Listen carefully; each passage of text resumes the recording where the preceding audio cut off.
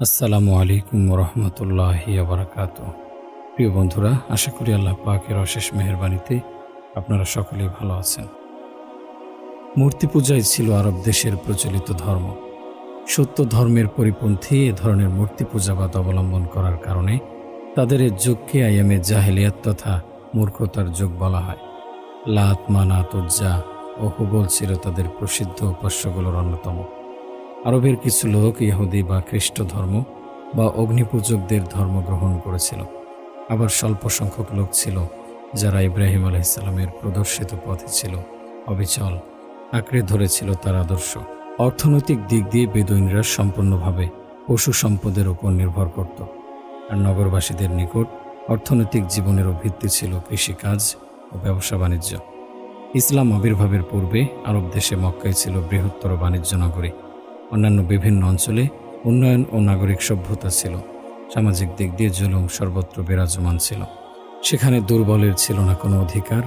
কন্যা সন্তানকে জীবদ্দশায় দাফন করা হতো, মান ইজ্জত ও সম্মানকে করা হতো পদদলিত। সবলেরা দুর্বলের অধিকার হরণ করত। বহু বিবাহ প্রথার কোনো সীমা ছিল না। ব্যভিচার অবাধে চলত। নগণ্য ও তুচ্ছ কারণে যুদ্ধের অগ্নিশিখা জ্বলে উঠত। সংক্ষেপে বলতে গেলে ইসলামের আবির্ভাবের পূর্বে আরব উপদ্বীপের সার্বিক পরিস্থিতি এ ধরনের ভয়াবহ ছিল। নবী সাল্লাল্লাহু আলাইহি ওয়াসাল্লামের দাদা আব্দুল মুত্তালিবের সাথে কুরাইশরা ছেলে সন্তান ও সম্পদের গৌরব ও অহংকার প্রদর্শন করত।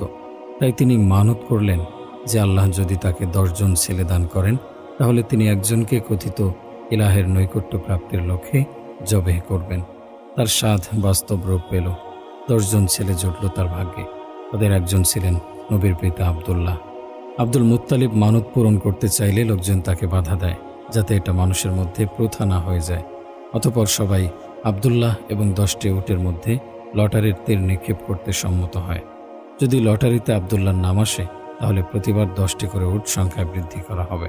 লটারি বারবার আব্দুল্লাহর নামে আসতে থাকে। 10ম বারে লটারির উটের নামে আসে যখন তার সংখ্যা 100-তে দাঁড়ায়। ফলে তারা উট জবেহ করল এবং রক্ষা পেল আব্দুল্লাহ। আব্দুল্লাহ তার পিতা আব্দুল মুত্তালিবের সবচাইতে প্রিয় ছেলে ছিলেন।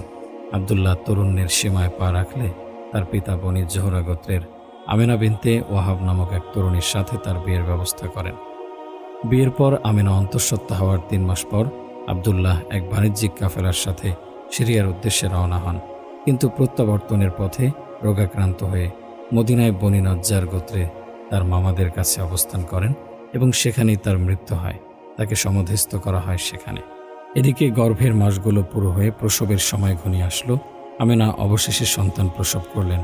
আর এই ঐতিহাসিক ঘটনা সংঘটিত হয় 571 খ্রিস্টাব্দের 12ই রবিউল আউয়াল সোমবার ভোরবেলায়। উল্লেখ্য, সে বছরেই হস্তি বাহিনীর ঘটনা সংঘটিত হয়েছিল।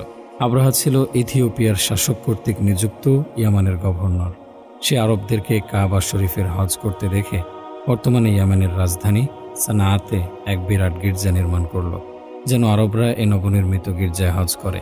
কেননা গোত্রের এক লোক আরবের একটা গোত্র তা শোনার পর রাতে প্রবেশ করে গির্জার দেয়ালগুলোকে পায়খানা মল দ্বারা পঙ্কিল করে দেয়।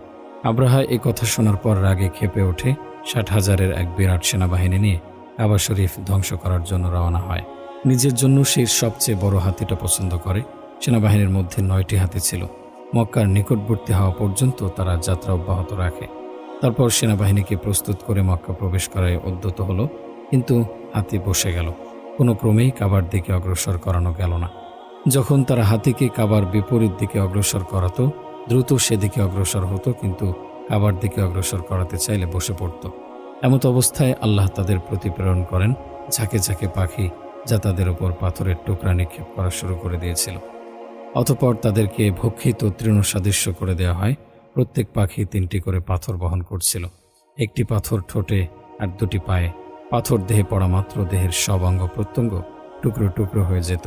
যারা পলায়ন করে তারাও পথে মৃত্যুর ছবল থেকে রক্ষা পায়নি। আব্রাহা এমনি একটি রোগে আক্রান্ত হয়, যার ফলে তার সব আঙ্গুল পড়ে যায় এবং সে সানাআয় পাখির ছানার মতো পৌঁছল এবং সেখানে তার মৃত্যু হল। কুরাইশরা গিরিপথে বিক্ষিপ্ত হয়ে গিয়েছিল এবং সেনাবাহিনীর ভয়ে পর্বতে আশ্রয় নিয়েছিল। আব্রাহার সেনাবাহিনীর এ অশুভ পরিণামের পর তারা নিরাপদে ঘরে ফিরে আসে। রাসূল সাল্লাল্লাহু আলাইহি সাল্লামের জন্মের 50 দিন পূর্বে এ ঘটনা সংঘটিত হয়। আরবদের প্রথা ছিল যে তারা তাদের শিশুদেরকে বেদুইন অধ্যুষিত মরু অঞ্চলে লালন পালন করার উদ্দেশ্যে পাঠিয়ে দিত। সেখানে তাদের দৈহিক সুস্থতার অনুকূল পরিবেশ ছিল। রাসূলের পবিত্র জন্মলাভের পর বনী সাদ গোত্রের কিছু বেদুইন লোক মক্কায় আসে। তাদের মহিলারা মক্কার ঘরে ঘরে শিশুর অনুসন্ধানে ঘুরে বেড়ায়, কিন্তু রাসূলের পিতৃহীনতা ও দারিদ্র্যের কারণে কেউ তাকে নেয়নি। হালিমা সাদিয়াও ছিল তাদের একজন। সবার মতো সেও ছিল বিমুখ। শিশু পালনের পারিশ্রমিক দিয়ে জীবনের অভাব অনটন বিমোচন করার লক্ষ্যে মক্কার অধিকাংশ ঘরে শিশুর অনুসন্ধান করেও সফল হয়নি সে। অধিকন্তু সে বছর ছিল অনাবৃষ্টি ও খরা। তাই স্বল্প পারিশ্রমিকে ইয়াতিম সন্তানকে নেওয়ার উদ্দেশ্যে আমিনার ঘরে আবার ফিরে আসে সে। হালিমা আপন স্বামীর সাথে মক্কায় মন্থর গতিতে চলে এমন একটি দুর্বল গাধিনী নিয়ে এসেছিল, কিন্তু প্রত্যাবর্তনের পথে রাসূলকে কোলে নেয়ার পর গাধিনী অত্যন্ত দ্রুত গতিতে চলছিল এবং অন্যান্য সব জানোয়ারকে পিছনে ফেলে আসছিল। ফলে সফর সঙ্গীরা অত্যন্ত আশ্চর্যান্বিত হয়ে গেল। হালিমা আরও বর্ণনা করেন যে তার স্তনে কোনো দুধ ছিল না। তার ছেলে ক্ষুধায় সর্বদা কাঁদত। রাসূল সাল্লাল্লাহু আলাইহি সাল্লাম তার পবিত্র মুখ স্তনে রাখার পর প্রচুর পরিমাণে দুধ তার স্তনে আসতে লাগল। বনী সাদ গোত্রের অধ্যুষিত অঞ্চলের অনাবৃষ্টি সম্পর্কে বলে যে শিশু মুহাম্মদ দুধ পান করার বদৌলতে জমিতে উৎপন্ন হতে লাগল ফলমূল এবং ছাগল, অন্যান্য পশু দিতে লাগলো বাচ্চা। অবস্থা সম্পূর্ণ পাল্টে গেল। দারিদ্র্য ও অভাব অনটনের পরিবর্তে সুখ ও সমৃদ্ধি সর্বত্র বিরাজমান হয়ে গেল। মুহাম্মদ সাল্লাল্লাহু আলাইহি ওয়াসাল্লাম হালিমার পরিচর্যায় 2 বছর লালিত পালিত হন। হালিমা তাকে দারুণভাবে চাইতেন। হালিমা নিজেই হৃদয়ের গভীরে এই শিশুকে ঘিরে রাখা অস্বাভাবিক কিছু জিনিস পুরো অনুভব করতেন। 2 বছর শেষ হওয়ার পর হালিমা তাকে মক্কায় মাতা ও দাদার কাছে নিয়ে আসলেন, কিন্তু হালিমা রাসূলের বরকত অবলোকন করেন যে বরকত তার অবস্থায় পরিবর্তন ঘটায়। আমিনার কাছে রাসূলকে দ্বিতীয়বার দেওয়ার জন্য আবেদন করলেন। আমিনা তাতে সম্মত হন। হালিমা ইয়াতিম শিশুকে নিয়ে নিজ এলাকায় আনন্দ ও সন্তোষ সহকারে ফিরে আসেন। একদিন শিশু মুহাম্মদ হালিমার ছেলেদের সাথে তাঁবু থেকে দূরে খেলাধুলা করছিল। এই সময় তার বয়স ছিল 4 বছরের কাছাকাছি। এমত অবস্থায় হালিমার ছেলে ভীত সন্ত্রস্ত ও আতঙ্কগ্রস্ত হয়ে মায়ের কাছে দৌড়ে এসে তাকে কুরাইশি ভাইয়ের সাহায্যে এগিয়ে আসার অনুরোধ জানালো। ঘটনা কি জিজ্ঞেস করা হলে সে উত্তর দেয় যে 2 জন সাদা পোশাক পরিহিত লোককে আমাদের কাছ থেকে মুহাম্মদকে নিয়ে মাটিতে চিৎ করে তার বক্ষ বিদীর্ণ করতে দেখেছি। তার বর্ণনা শেষ না করতে হালিমা ঘটনাস্থলের দিকে দৌড়ে যান। গিয়ে দেখেন মুহাম্মদ নিজ স্থানে স্থিরভাবে দাঁড়িয়ে আছেন। তার মুখমণ্ডল হলুদ বর্ণ, দেহ ফ্যাকাশে। তাকে ঘটনা সম্পর্কে জিজ্ঞাসা করা হলে অত্যন্ত শান্তভাবে জবাব দেন যে তিনি ভালো আছেন। তিনি আরও বলেন, সাদা পোশাক পরিহিত 2 ব্যক্তি এসে তার বক্ষ বিদীর্ণ করে হৃদয় বের করে কালো জমাট বাঁধা রক্ত বের করে ফেলে দেয় এবং হৃদয়কে ঠান্ডা পানি দিয়ে ধুয়ে আবার যথাস্থানে রেখে দেয়। বক্ষ মুছিয়ে দৃষ্টির অন্তরালে চলে যায়। হালিমা বক্ষের সেই স্থানটি স্থির করার চেষ্টা করেও কোনো চিহ্ন দেখতে পেলেন না। এরপর মুহাম্মদকে নিয়ে তাঁবুতে ফিরে আসেন। পরের দিন ভোর হতেই হালিমা মুহাম্মদকে তার মায়ের কাছে মক্কায় নিয়ে আসেন। আমিনা অনির্ধারিত সময়ে হালিমাকে ছেলে নিয়ে আসতে দেখে আশ্চর্যান্বিত হন, অথচ তিনি ছেলেকে অন্তর থেকে দেখতে চাচ্ছিলেন। কারণ জিজ্ঞাসা করা হলে হালিমা বক্ষ বিদারণের ঘটনার পুরো বিবরণ দেন। আমিনা নিজের ইয়াতিম শিশু মুহাম্মদকে নিয়ে ইয়াসরাবে বনী নাজ্জার গোত্রে মামাদের সাথে মিলিত হওয়ার জন্য যাত্রা করেন। সেখানে কিছুদিন অবস্থান করে ফেরার পথে আবওয়া নামক স্থানে মারা যান এবং সেখানেই তাকে দাফন করা হয়। ফলে মুহাম্মদ 4 বছর বয়সে মাতৃস্নেহ ও আদরের ছায়া থেকে বঞ্চিত হন। দাদা আব্দুল মুত্তালিবকে এ অপূরণীয় ক্ষতির কিছু লাঘব করতে হবে, তাই তিনি তার দেখাশোনা ও পরিচর্যার দায়িত্ব নেন। রাসূল সাল্লাল্লাহু আলাইহি ওয়াসাল্লাম যখন 6 বছর বয়সে পা রাখেন তখন তার দাদা ইহকাল ত্যাগ করেন। অতঃপর চাচা আবু তালিব আর্থিক অভাব অনটন ও পরিবারের সদস্য সংখ্যা বেশি থাকা সত্ত্বেও তার দেখাশোনার দায়িত্ব নেন। রাসূলের চাচা আবু তালিব ও তার স্ত্রী রাসূলের সাথে আপন ছেলের ন্যায় আচরণ করেন। এতিম ছেলের সম্পর্কে আপন চাচার সাথে অনেকটা গভীর হয়ে যায়। এ পরিবেশে তিনি বড় হয়ে ওঠেন। সততা ও সত্যবাদিতার মতো গুণে গুণান্বিত হয়ে যৌবনকাল অতিবাহিত করেন। এমনকি কেউ যদি বলে আল আমিন উপস্থিত হয়েছেন, বোঝা হতো মুহাম্মদ সাল্লাল্লাহু আলাইহি সাল্লাম আগমন করেছেন। রাসূল সাল্লাল্লাহু আলাইহি সাল্লাম যখন কিছুটা বড় হয়ে যৌবনে পদার্পণ করেন তখন স্বনির্ভরতা অর্জনের লক্ষ্যে জীবিকা অর্জনের চেষ্টা শুরু করেন। শ্রম ব্যয় ও উপার্জনের পালা আরম্ভ হলো। তিনি পারিশ্রমিকের বিনিময়ে কুরাইশের কিছু লোকের ছাগলের রাখাল হিসেবে কাজ করেন। খাদিজা বিনতে খুয়াইলিদ কর্তৃক আয়োজিত এক বাণিজ্যিক ভ্রমণে সিরিয়া গমন করেন। খাদিজা ছিলেন বিত্তশালী মহিলা। সে ভ্রমণে সম্পদ ও ব্যবসায়িক সামগ্রীর তত্ত্বাবধায়ক ছিল তারই দাস মাইসারা। রাসূলের বরকত ও সততার কারণে খাদিজার এ ব্যবসায় নজিরবিহীন লাভ হয়। তিনি স্বীয় দাস মাইসারার কাছে এর কারণ জানতে চাইলে বলা হয়, মুহাম্মদ ইবনে আবদুল্লাহ নিজেই বেচা কেনার দায়িত্ব নিয়েছিলেন। ক্রেতার ঢল নামে, ফলে কোনো জুলুম করা ব্যতিরেকেই আয় হয় প্রচুর। খাদিজা তার দাসের বর্ণনা মনোযোগ দিয়ে শোনেন। এমনিতেও তিনি মুহাম্মদ সাল্লাল্লাহু আলাইহি সাল্লাম সম্পর্কে অনেক কিছু জানতেন। তিনি মুহাম্মদের প্রতি হয়ে পড়েন মুগ্ধ ও অভিভূত। ইতোপূর্বে তিনি একবার বিয়ে করেছিলেন, স্বামী মারা যাওয়ার পরে বিধবাই রইলেন। এখন পুনরায় তার মধ্যে মুহাম্মদ ইবনে আবদুল্লাহর সাথে নতুন অভিজ্ঞতায় প্রবেশ করার তীব্র আকাঙ্ক্ষা জাগে। তাই এই ব্যাপারে মুহাম্মদের মনোভাব জানার উদ্দেশ্যে নিজের এক আত্মীয়কে পাঠান। রাসূলের নিকট খাদিজার আত্মীয় বিয়ের প্রস্তাব রাখলে তিনি তা গ্রহণ করেন। বিয়ে সম্পাদিত হল, একে অপরের দ্বারা সুখী হন। তিনি খাদিজার অর্থ সম্পদ ও ব্যবসা বাণিজ্য পরিচালনায় যোগ্যতা ও দক্ষতার স্বাক্ষর রাখেন। খাদিজার ঐরসে জন্মলাভ করেন জয়নাব, রুকাইয়া, উম্মে কুলসুম ও ফাতিমা এবং কাসিম ও আবদুল্লাহ নামক দুই ছেলে, যারা শৈশবে মারা যান। তার বয়স 40-এর নিকটবর্তী হওয়ার সাথে সাথে মক্কার অদূরে অবস্থিত হেরা নামক এক গুহায় তিনি নিরিবিলি ও নির্জন অবস্থায় কয়েকদিন করে কাটিয়ে দিতেন। পবিত্র রমজানের 21 তারিখের রাতে হেরা গুহায় তার কাছে জিবরিল আলাইহিস সালাম আসেন। তখন তার বয়স ছিল 40 বছর। জিবরিল আলাইহিস সালাম বললেন, পড়ুন। তিনি বললেন, আমি তো পড়তে জানি না। জিবরিল আলাইহিস সালাম দ্বিতীয়বার ও তৃতীয়বারের মতো পুনরায় বললেন।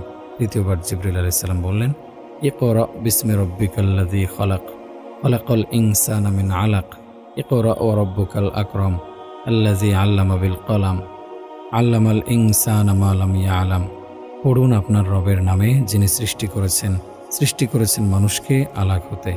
পড়ুন আর আপনার রব মহামহিমান্বিত, যিনি কলমের সাহায্যে শিক্ষা দিয়েছেন মানুষকে, যা সে জানত না।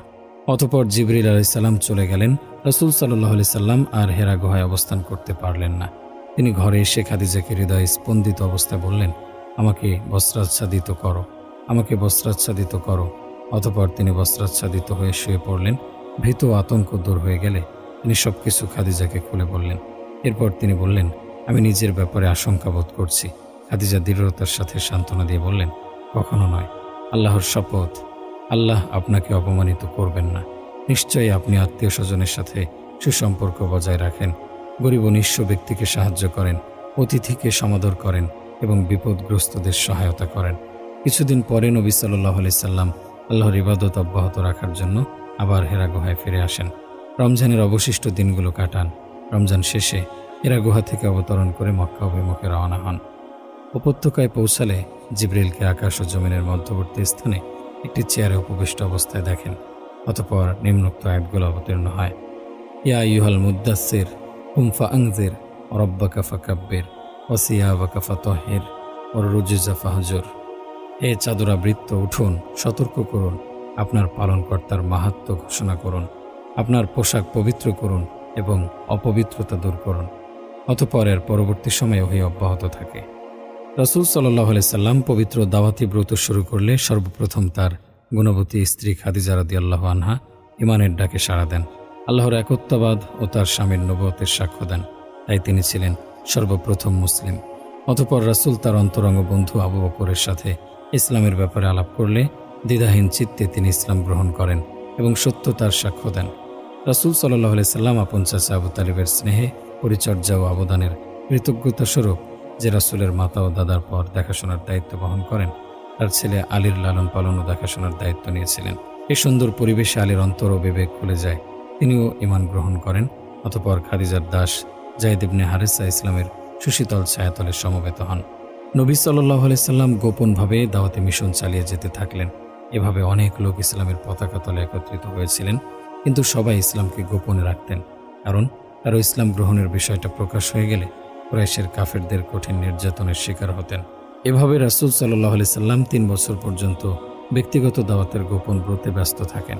অতঃপর আল্লাহর পক্ষ থেকে নির্দেশ আসে, ফাসদা বিমা তু'মার ওয়া আ'রিদ আনিল মুশরিকিন। অতএব আপনি যে বিষয়ে আদেশপ্রাপ্ত হয়েছেন তা প্রকাশ্যে প্রচার করুন এবং মুশরিকদের থেকে মুখ ফিরিয়ে নিন। এ আদেশ পেয়ে একদিন তিনি সাফা পর্বতে আরোহণ করে কুরাইশদেরকে ডাক দেন। তার ডাক শুনে অনেক লোকের সমাগম ঘটে।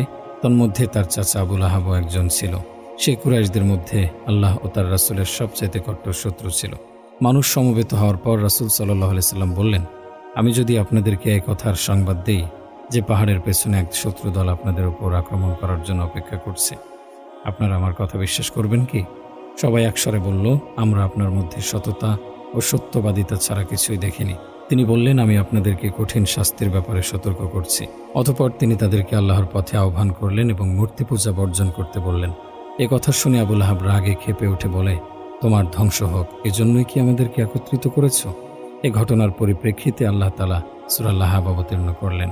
তাব্বাত ইয়াদা আবি লাহাবে ওয়া তাব, মা আগনা আনহু মালুহু ওয়া মা কাসাব, সায়াসলা নারান যাতা লাহাবে ওয়া ইমরাতুহু হাম্মালাতাল হাতাব, ফি জিদিহা হাবলুম মিন মাসাদ। ধ্বংস হোক আবু লাহাবের দুহাত, এবং ধ্বংস হয়েছে সে নিজেও। তার ধন সম্পদ ও তার উপার্জন তার কোনো কাজে আসেনি। অচিরে সে দগ্ধ হবে লেলিহান আগুনে। আর তার স্ত্রীও, যে ইন্ধন বহন করে তার গলদেশে খরজুরের রশি নিয়ে। নবী সাল্লাল্লাহু আলাইহি সাল্লাম দাওয়াতি কাজ পুরোদমে অব্যাহত রাখলেন। জনসমাবেশ স্থলে তিনি প্রকাশ্যে ইসলামের প্রতি আহ্বান জানাতেন। তিনি কাবা শরীফের নিকটে সালাত আদায় করতেন। মুসলিমদের উপর কাফেরদের অত্যাচার ও নিপীড়নের মাত্রা বেড়ে গেল। ইয়াসের, সুমাইয়া ও তাদের সন্তান আম্মারের বেলায় তাই ঘটেছে। আল্লাহদ্রোহীদের নির্যাতনে পিতামাতা শহীদ হন। নির্যাতনের কারণেই তার মৃত্যু হয়। বেলাল ইবনে রাবাহ, আবু জেহেলের ও উমাইয়া ইবনে খালফের অকথ্য নির্যাতনের শিকার হন। বেলাল রাদিয়াল্লাহু আনহু আবু বকর রাদিয়াল্লাহু আনহুর মাধ্যমে ইসলাম গ্রহণ করেন। এই খবর শুনে তার মালিক অত্যাচারের সব পন্থা অবলম্বন করে যাতে বেলাল ইসলাম ত্যাগ করে, কিন্তু তিনি আঁকড়ে ধরেন ইসলামকে এবং অস্বীকার করেন ইসলাম ত্যাগ করতে। উমাইয়া তাকে শিকলাবদ্ধ করে মক্কার বাইরে নিয়ে গিয়ে বুকের উপর বিরাট পাথর রেখে উত্তপ্ত বালিতে হেঁচড়িয়ে টানত।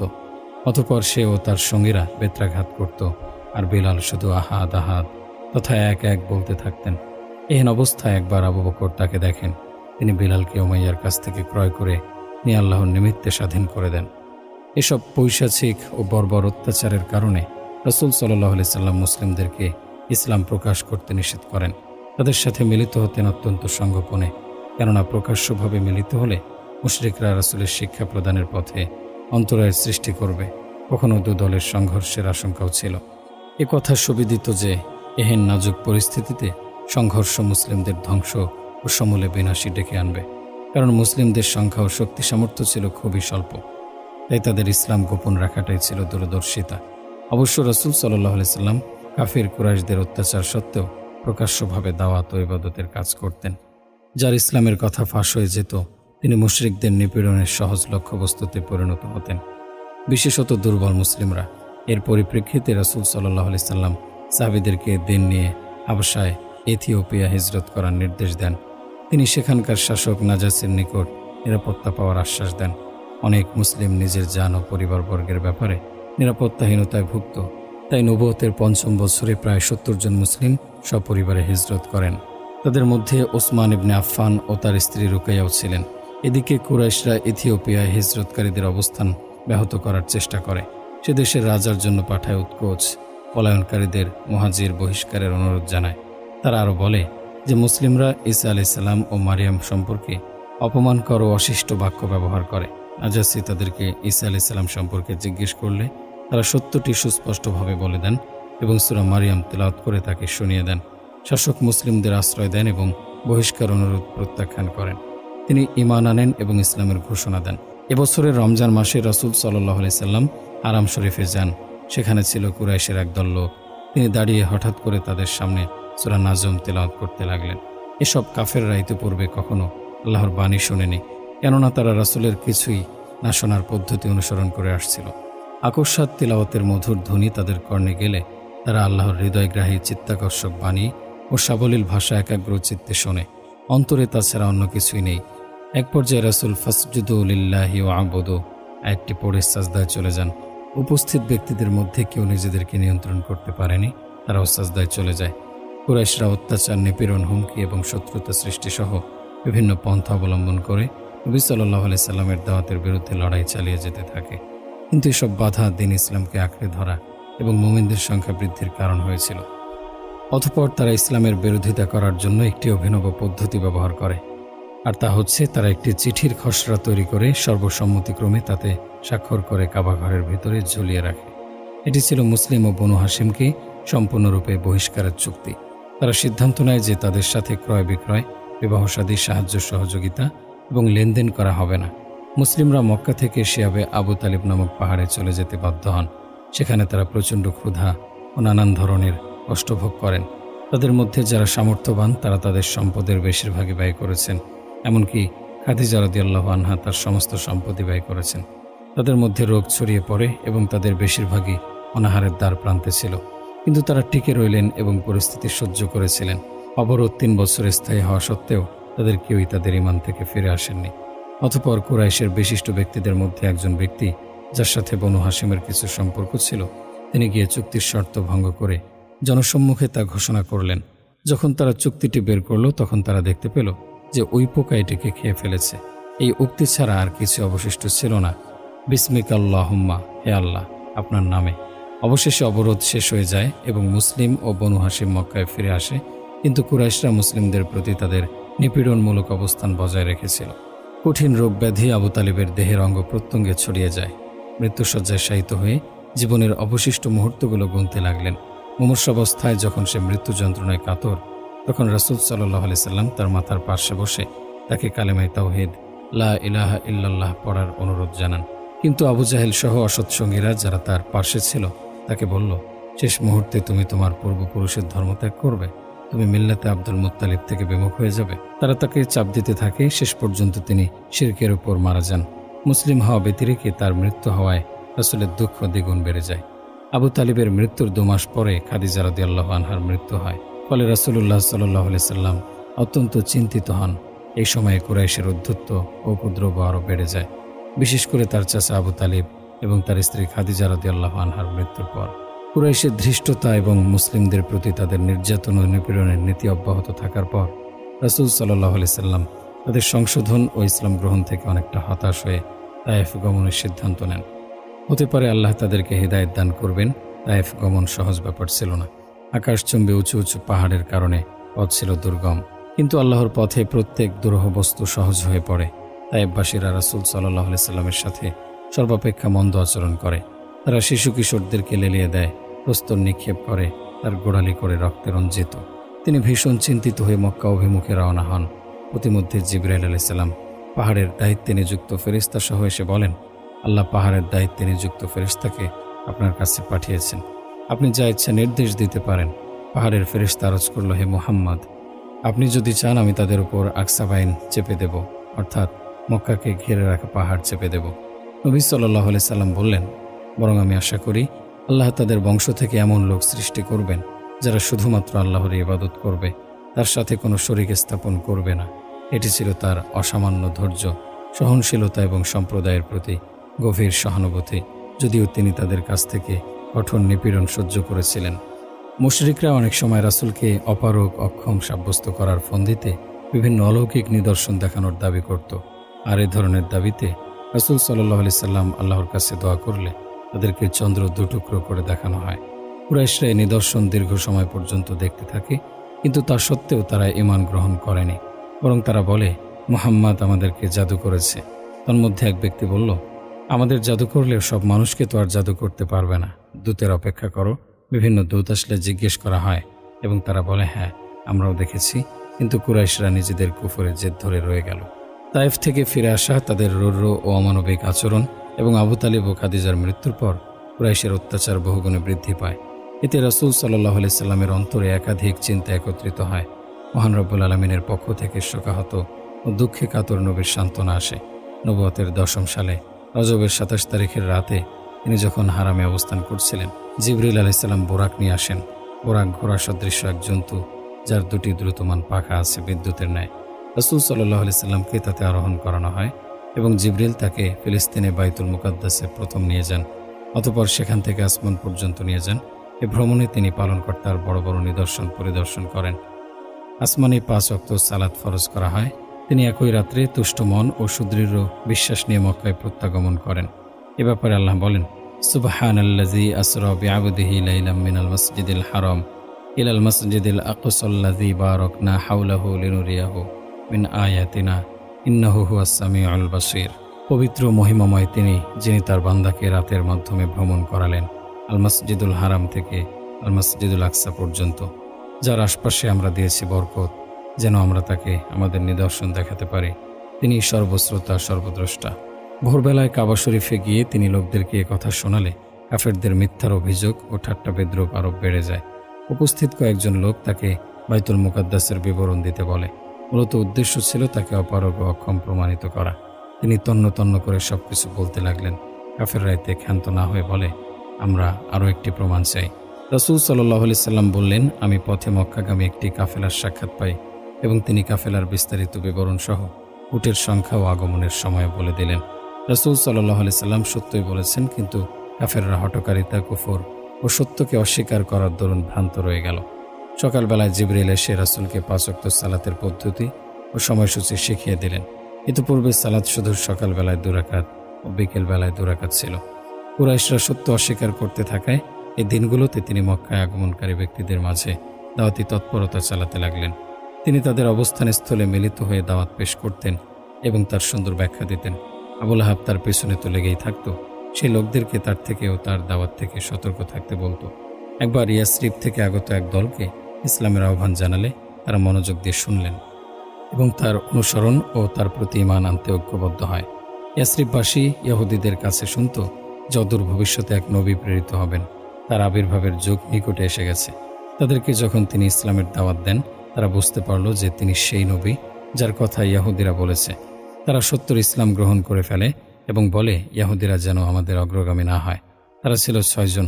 পরবর্তী বছর 12 জন আসে। তাদেরকে রাসূল সাল্লাল্লাহু আলাইহি সাল্লাম মৌলিক শিক্ষা দেন। প্রত্যাবর্তনের সময় তাদের সাথে তিনি মুসআব ইবনে উমাইরকে কোরআন ও দ্বীনের বিধানাবলী শিক্ষা দেওয়ার জন্য পাঠান। মুসআব মদিনায় বিরাট প্রভাব ফেলতে সক্ষম হয়েছিল। 1 বছর পর তিনি যখন মদিনায় আসেন, তখন তার সাথে 72 জন পুরুষ ও 2 জন মহিলা ছিল। রাসূল সাল্লাল্লাহু আলাইহি সাল্লাম তাদের সাথে মিলিত হন এবং তারা দ্বীনের সহযোগিতা ও এর প্রতি যথাযথ দায়িত্ব পালনে দৃঢ় অঙ্গীকার ব্যক্ত করেন। অতঃপর তারা মদিনায় ফিরে যান। মদিনা সত্য ও সত্যের ধারকদের আশ্রয়ে পরিণত হয়। মুসলিমরা সেদিকে হিজরত করতে লাগলেন। তবে কুরাইশরা ছিল মুসলিমদেরকে হিজরত করতে বাধা দেয়া ও প্রতিরোধ সৃষ্টি করার জন্য বদ্ধপরিকর। পরে কতিপয় মুহাজির বিভিন্ন প্রকার শাস্তি ও নির্যাতনের শিকার হন। কুরাইশদের ভয়ে মুসলিমরা গোপনে হিজরত করতেন। আবু বকর সিদ্দিক রাসূলের নিকট হিজরতের অনুমতি চাইলে রাসূল সাল্লাল্লাহু আলাইহি সাল্লাম তাকে বলেন, তাড়াহুড়া করো না। আশা করি আল্লাহ তোমার জন্য একজন সঙ্গী নির্ধারণ করবেন, যতক্ষণ না সংখ্যাগরিষ্ঠ মুসলিম হিজরত করে। কুরাইশরা প্রায় উন্মাদ হয়ে গেল। মুহাম্মদ সাল্লাল্লাহু আলাইহি সাল্লামের দাওয়াতের উন্নতি ও উজ্জ্বল ভবিষ্যতের ভয় ও আশঙ্কা বোধ করল। সবাই পরামর্শ করে রাসূল সাল্লাল্লাহু আলাইহি সাল্লামকে হত্যা করার সিদ্ধান্ত নিল। আবু জাহল প্রস্তাব পেশ করল যে প্রত্যেক গোত্রের এক একজন নির্ভীক যুবককে তরবারি দেয়া হবে। এরা মুহাম্মদকে চতুর্দিক থেকে ঘিরে ফেলে একযোগে আক্রমণ করে হত্যা করবে। ফলে তার রক্ত বিভিন্ন গোত্রের মধ্যে ছড়িয়ে যাবে।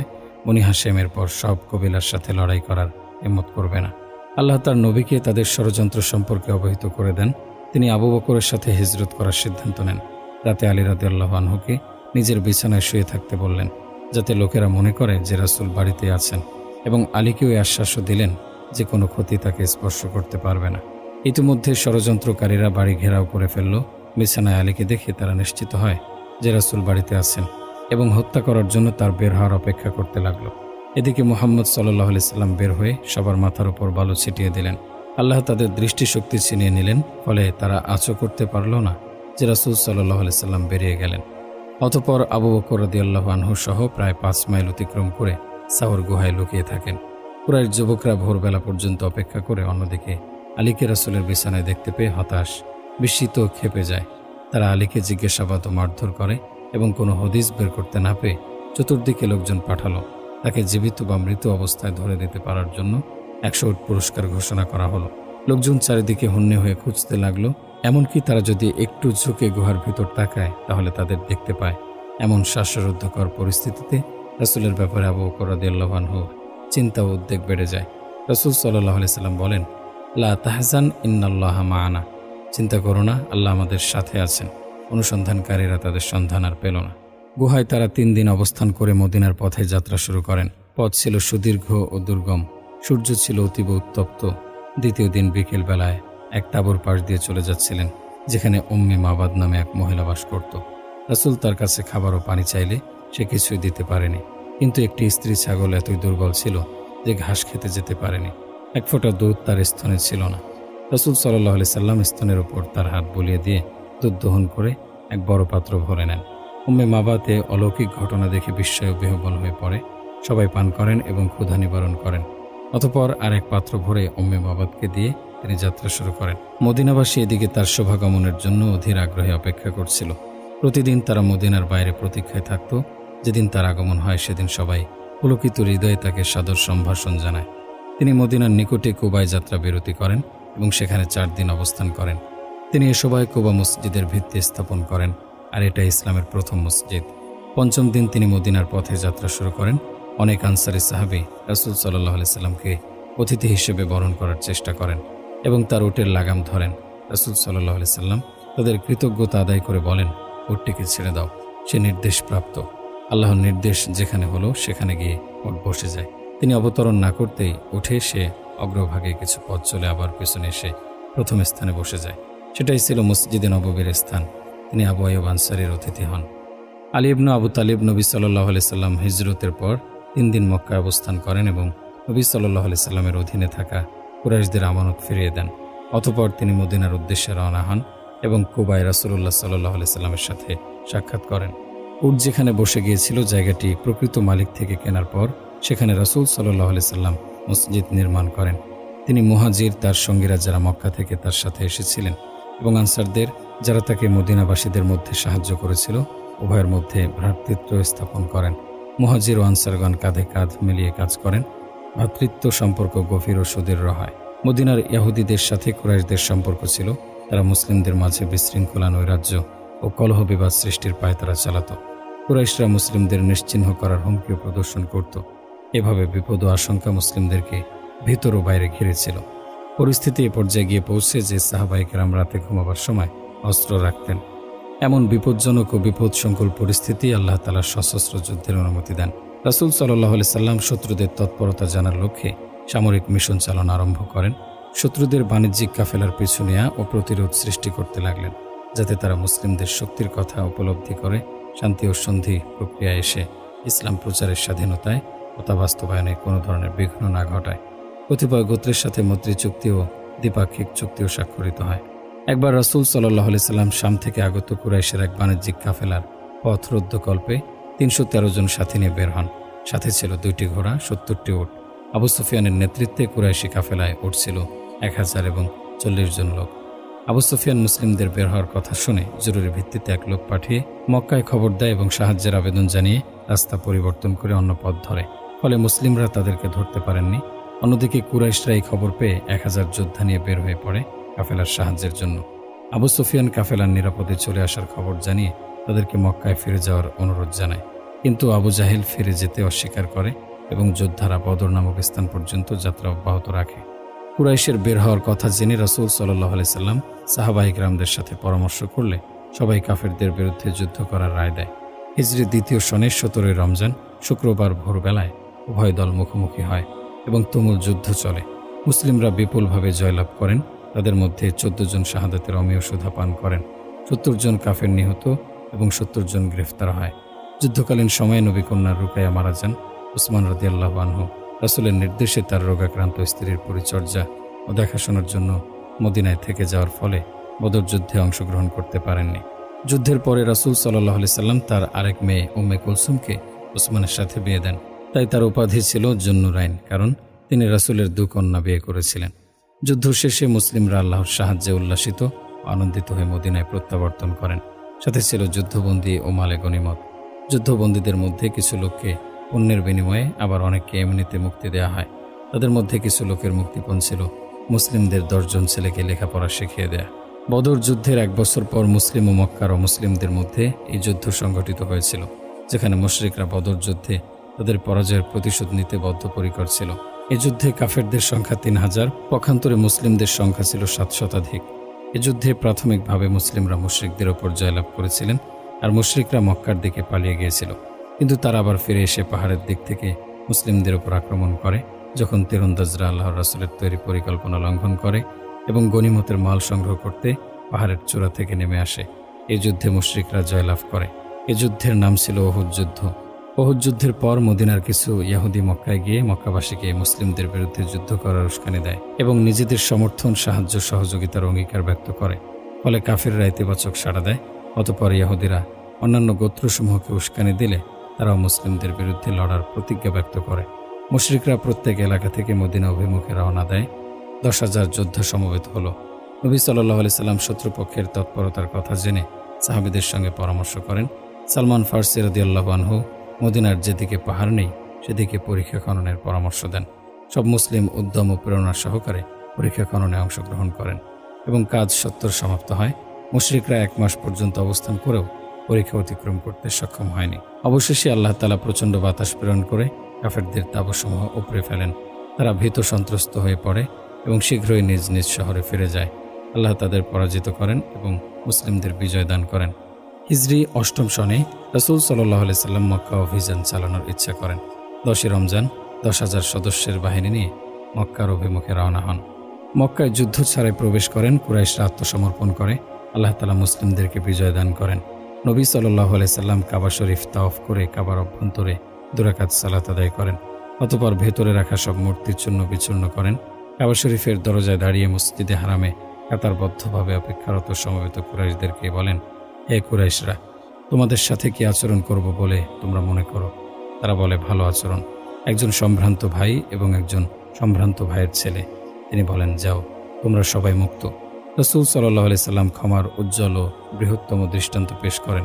তারাই সেই লোক যারা তার সাহাবীদের ওপর চালিয়েছিল অত্যাচারের স্টিম রোলার, খুন করেছে অনেককে, কষ্ট দিয়েছে স্বয়ং তাকে এবং নিজের মাতৃভূমি থেকে বহিষ্কার করেছে। মক্কা বিজয়ের পর লোকজন দলে দলে আল্লাহর দ্বীনের ছায়াতলে সমবেত হয়। হিজরি 10ম সনে রাসূল সাল্লাল্লাহু আলাইহি সাল্লাম হজ করেন। হিজরতের পর এটা তার একমাত্র হজ ছিল। তার সাথে 1 লাখ লোক হজ করেন। হজ পালন শেষে তিনি মদিনায় প্রত্যাগমন করেন। নবী সাল্লাল্লাহু আলাইহি সাল্লামের কথা প্রকাশ পায় এবং তার দাওয়াত ব্যাপকভাবে ছড়িয়ে পড়ে। দিন ইসলামে প্রবেশের জন্য সব জায়গা থেকে প্রতিনিধি দল মদিনায় আসতে থাকে। নবী সাল্লাল্লাহু আলাইহি সাল্লাম বিভিন্ন দেশের বাদশাহ ও গভর্নরদের সাথে যোগাযোগ শুরু করেন এবং তাদেরকে ইসলামের দাওয়াত দেন। তাদের কেউ কেউ তার দাওয়াতে সাড়া দেন এবং ঈমান আনয়ন করেন। কেউ কেউ উত্তমভাবে দাওয়াত ফিরিয়ে দেন এবং উপহার পাঠান, যদিও তারা ইসলাম গ্রহণ করেননি। কেউ কেউ উত্তেজিত হয়ে নবী সাল্লাল্লাহু আলাইহি সাল্লামের চিঠি ছিঁড়ে টুকরো টুকরো করে ফেলে, যেমনটি পারস্যের রাজা খুসরো করেছিল। নবী সাল্লাল্লাহু আলাইহি সাল্লাম তার জন্য বদদোয়া করে বললেন, হে আল্লাহ, তার রাজ্যকে টুকরো টুকরো করে দিন। অল্প সময়ের মধ্যেই তার ছেলে তার বিরুদ্ধে বিদ্রোহ ঘোষণা করে তার কাছ থেকে রাজ্য কেড়ে নেয়। মিশরের আলেকজান্দ্রিয়ার রাজা ইসলাম গ্রহণ করেননি, তবে তিনি নবী সাল্লাল্লাহু আলাইহি সাল্লামের দূতকে সম্মান করেছিলেন এবং তার কাছে উপহার পাঠিয়েছিলেন। রোমের বাদশাহ হিরাক্লিয়াসও একই কাজ করেছিলেন এবং নবী সাল্লাল্লাহু আলাইহি সাল্লামের দূতকে সম্মান করেছিলেন এবং তার কাছে উপহার পাঠিয়েছিলেন। বাহরাইনের গভর্নর মুনজির ইবনে সাফি যখন নবী সাল্লাল্লাহু আলাইহি সাল্লামের চিঠি পেয়েছিলেন, তখন তিনি তা বাহরাইনের লোকদের কাছে পড়ে শোনান এবং তাদের মধ্যে কেউ ইসলাম গ্রহণ করে, কেউ কেউ তা প্রত্যাখ্যান করে। হজ সফর থেকে ফেরার প্রায় 2.5 মাস পর নবী সাল্লাল্লাহু আলাইহি সাল্লাম অসুস্থ হয়ে পড়েন। দৈনন্দিন তার রোগ বেড়ে যায়। তীব্রভাবে রোগাক্রান্ত হয়ে ইমামতি করতে অক্ষম হয়ে পড়লে আবু বকর রাদিয়াল্লাহু আনহুকে ইমামতি করতে বলেন। হিজরি 11 সনে 12 রবিউল আউয়াল সোমবার 63 বছর বয়সে রাসূল সাল্লাল্লাহু আলাইহি সাল্লাম ইন্তেকাল করেন। এই খবর শুনে সাহাবায়ে কেরাম প্রায় জ্ঞান ও স্বস্তি হারিয়ে ফেলেছিলেন। এ খবর বিশ্বাস করতে পারছিলেন না। এমন সময়ে আবু বকর সিদ্দিক রাদিয়াল্লাহু আনহু এক ভাষণে লোকজনকে শান্ত করেন। তিনি বলেন, রাসূল একজন মানুষ ছিলেন, যিনি মারা যান যেমন অন্যান্য মানুষ মারা যায়। লোকেরা শান্ত হয়ে যায়। রাসূল সাল্লাল্লাহু আলাইহি সাল্লামের গোসল দেয়া, কাফন পরানো সম্পন্ন হলো এবং তাকে তার স্ত্রী আয়েশা রাদিয়াল্লাহু আনহার কক্ষে দাফন করা হয়। রাসূল সাল্লাল্লাহু আলাইহি সাল্লাম নবুয়ত প্রাপ্তির পূর্বে 40 বছর ও পরে 13 বছর মক্কায় এবং 10 বছর মদিনায় অতিবাহিত করেন। রাসূল সাল্লাল্লাহু আলাইহি সাল্লামের মৃত্যুর পর মুসলিমরা সর্বসম্মতিক্রমে আবু বকর সিদ্দিক রাদিয়াল্লাহু আনহুকে নিজেদের খলিফা নির্বাচন করেন। তিনি ছিলেন খোলাফায়ে রাশিদিনের মধ্যে প্রথম। নবী সাল্লাল্লাহু আলাইহি সাল্লাম মধ্যম উচ্চতর ছিলেন, খুব বেশি লম্বাও ছিলেন না এবং খুব খাটোও ছিলেন না। তার কাঁধ ছিল প্রশস্ত, তার শরীরের অঙ্গসমূহ ছিল সমানুপাতিক এবং তার বুক প্রশস্ত ছিল। তিনি ছিলেন সকল মানুষের মধ্যে সুদর্শন। তিনি লালচে আভাযুক্ত সাদা চামড়ার ছিলেন। তিনি গোলাকার মুখ বিশিষ্ট ছিলেন। তার চোখ ছিল কালো, নাক ছিল সরু এবং মুখ ছিল সুদর্শন। তার দাড়ি ছিল পূর্ণ এবং ঘন। আনাস ইবনে মালিক রাদিয়াল্লাহু আনহু বলেন, রাসূল সাল্লাল্লাহু আলাইহি সাল্লামের করতল অপেক্ষা অধিকতর কোমল কোনো পুরু বা পাতলা রেশম আমি স্পর্শ করিনি, আর তার শরীরের সুগন্ধ অপেক্ষা অধিকতর সুগন্ধ কোনো বস্তু আমি কখনো শুকিনি। তার চেহারা ছিল প্রফুল্ল, সর্বদা তিনি মুস্কি হাসি হাসতেন। তার কণ্ঠস্বর ছিল সুন্দর এবং তিনি কম কথা বলতেন। আনাস ইবনে মালিক রাদিয়াল্লাহু আনহু বলেন, তিনি ছিলেন মানুষের মধ্যে সর্বাধিক সুন্দর, সর্বাধিক দানশীল এবং সর্বাধিক সাহসী বীর পুরুষ। তিনি সর্বাপেক্ষা নির্ভীক ও সাহসী ছিলেন। আলী ইবনে আবু তালিব বলেন, যখন তুমুল যুদ্ধ শুরু হতো, একদল অন্য দলের মুখোমুখি যুদ্ধ করত, আমরা রাসূলকে ঢাল হিসেবে রাখতাম। তিনি সর্বাপেক্ষা দানবীর ছিলেন। কখনো কোনো জিনিস চাওয়া হলে তিনি না করেননি। তিনি সর্বাপেক্ষা ধৈর্যশীল ছিলেন। নিজের জন্য কোনো প্রতিশোধ নেননি। নিজের স্বার্থের জন্য কখনো রাগান্বিত হননি। তবে হ্যাঁ, আল্লাহর হুকুম বিধান লঙ্ঘন করা হলে আল্লাহর নিমিত্তে প্রতিশোধ নিয়েছেন। অধিকারের ব্যাপারে তার নিকটে আত্মীয় অনাত্মীয়, দুর্বল সবল সমান ছিল। তিনি গুরুত্ব দিয়ে বলেছেন যে তাকওয়া ছাড়া আল্লাহর কাছে কেউ কারো চাইতে শ্রেয় নয়। সব মানুষ সমান ও সমকক্ষ। পূর্ববর্তী জাতিগুলো এর জন্য ধ্বংস হয়েছে।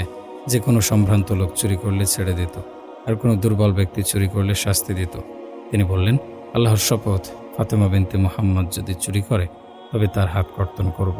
তিনি কখনো কোনো খাবারের দোষ বর্ণনা করেননি। রুচিসম্মত হলে আহার করতেন, অন্যথায় বর্জন করতেন। কোনো কোনো সময় 1 মাস 2 মাস পর্যন্ত তার বাড়িতে আগুন প্রজ্বলিত করা হতো না। তিনিও তার পরিবার শুধু খেজুর ও পানি আহার করেছেন।